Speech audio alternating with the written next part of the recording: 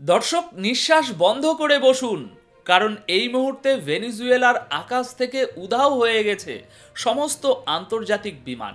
নিস্তব্ধ, ফাঁকা আকাশ। কিন্তু কেন?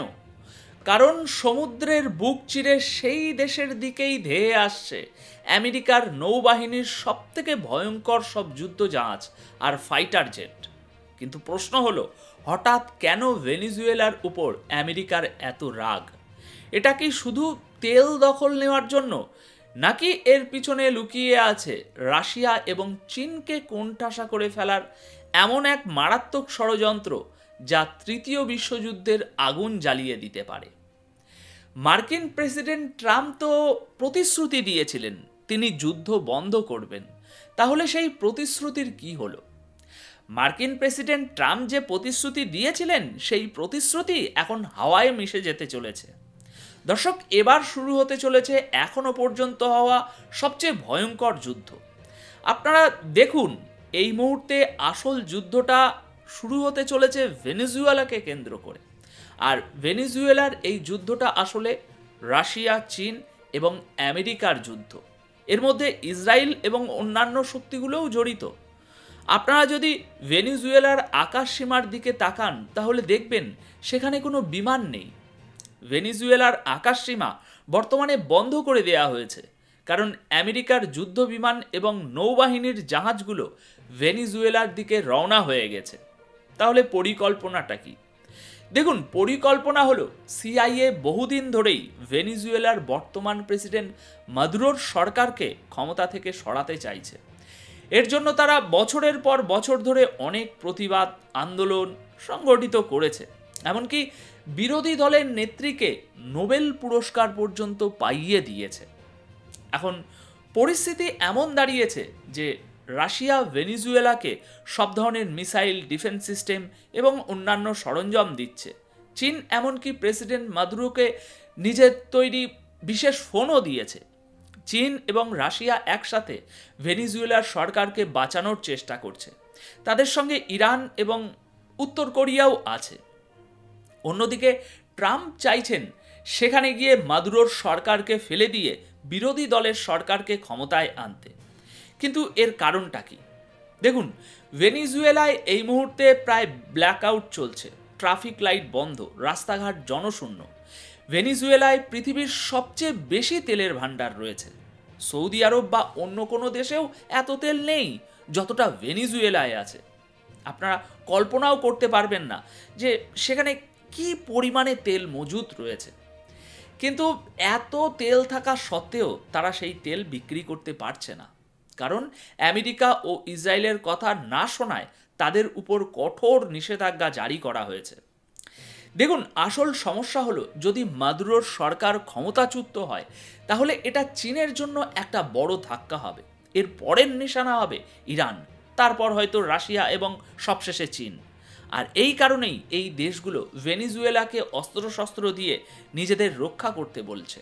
চীন তাদের সব রকমভাবে সাহায্যও করছে। এই মুহূর্তে পরিস্থিতি খুবই জটিল এবং আকর্ষণীয় মোড় নিয়েছে। আমেরিকা তাদের যুদ্ধবিমান এবং নৌবাহিনীর জাহাজ ভেনেজুয়েলায় আক্রমণ করার জন্য পাঠিয়ে দিয়েছে এবং যে কোনো সময় অপারেশন শুরু হতে পারে। তারা ভেনেজুয়েলার আকাশ সীমায় প্রবেশ করে সরকার পরিবর্তনের জন্য অপারেশন চালাবে এবং সেখানে ব্যাপক একটা ধ্বংসযজ্ঞ চালাবে। আর যদি এমনটা হয় তাহলে মনে রাখবেন, এটা পরোক্ষভাবে রাশিয়া, চীন এবং আমেরিকার মধ্যে সরাসরি যুদ্ধ ডেকে আনবে। ইরান ও রাশিয়া ভেনেজুয়েলাকে পুরো দমে সমর্থন করছে। রাশিয়া তাদের ডিফেন্স সিস্টেম থেকে শুরু করে সব কিছু দিয়েছে, তাই এখানে পরিস্থিতি খুবই গম্ভীর হতে চলেছে। দেখুন, ভেনেজুয়েলায় যে পরিমাণ তেল এবং খনিজ সম্পদ রয়েছে তা আমেরিকার দখলে চলে যাবে যদি সরকার পরিবর্তন হয়, কারণ নতুন যে সরকার আসবে তারা হবে আমেরিকা ও ইসরায়েলের নিয়ন্ত্রণে। তখন তেল ব্যবস্থাপনার দায়িত্ব তাদের হাতে চলে যাবে। আচ্ছা, আমেরিকা এর জবাবে কি বলছে? আমেরিকা বলছে যে ভেনেজুয়েলা থেকে মাদক ব্যবসায়ীরা আসে, তাই তারা তাদের বিরুদ্ধে ব্যবস্থা নিচ্ছে। এটা তাদের অজুহাত মাত্র। একবার ভাবুন, যদি ভেনেজুয়েলায় এই অপারেশন সফল হয় তাহলে একই অপারেশন ইরানেও চালানো হবে। এখন দেখার বিষয় রাশিয়া এই পরিস্থিতিতে কি পদক্ষেপ নেয়। রাশিয়া যেভাবে ইরানের পাশে দাঁড়ানো উচিত ছিল সেভাবে দাঁড়ায়নি। আমেরিকা যেভাবে ইসরায়েলের পাশে দাঁড়ায়, রাশিয়া বা চীন সেভাবে তাদের মিত্রদের সাহায্য করে না। আর এই কারণেই ইসরায়েল এবং আমেরিকা একজোট হয়ে পরিস্থিতি আরও খারাপ করে তোলে। ভেনিজুয়েলায় নির্বাচন হলে মাদুরো জিতে গেলেও আমেরিকা তা মানে না। আমেরিকা তখনই নির্বাচন মানবে যখন তাদের সমর্থিত প্রার্থী জিতবে। তারা সেখানে একনায়কতন্ত্র প্রতিষ্ঠা করতে চায়। তাই রাশিয়া এবং চীনকে বুঝতে হবে যে শুধু ওই এসসিও বা ব্রিক্সের মতো গ্রুপ তৈরি করলেই হবে না, তাদের ন্যাটোর মতো একটা সামরিক জোট তৈরি করতে হবে, যাতে কোনো সদস্য দেশের উপরে আক্রমণ হলেই সবাই মিলে রক্ষা করতে পারে। একে একে সিরিয়া হাতছাড়া হয়ে গেল, লেবাননকে সাহায্য করা গেল না, ইরান একাই লড়ছে। চীন এবং রাশিয়া যতটুকু সম্ভব সাহায্য করেছে, কিন্তু সেটা যথেষ্ট ছিল না।